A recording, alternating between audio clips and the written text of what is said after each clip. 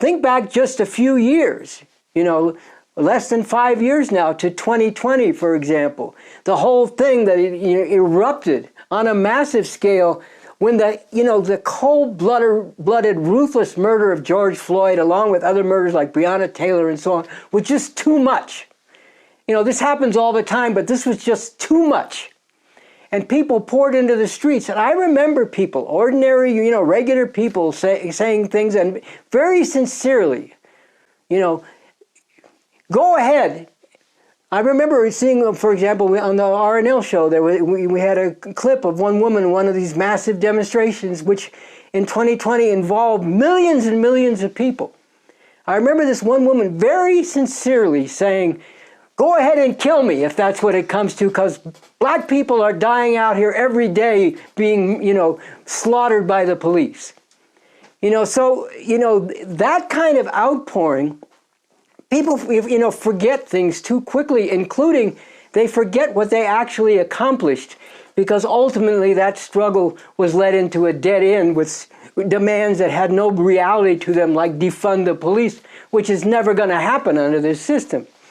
But, at its high point, it had such a profound effect that even, I can think, for example, of the, thoroughly reactionary owner of the Dallas Cowboys having to come out and take a knee and pretend to care about these murders of black people over and over again. And other major figures, corporate heads and political figures, all the way up to the very top, had to pretend for the moment to care about this. And these fascists, although they, barked and, raved and ranted, were isolated and put on the defensive politically for this period of time.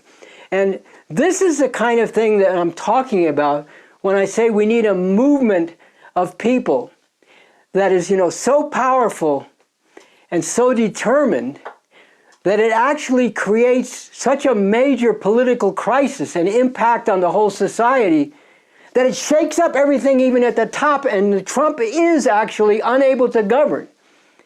And how that actually works out in the ranks of the ruling class and all over is not something that, can be predicted or that I'm attempting to predict right now. But you can see the potential for that to happen.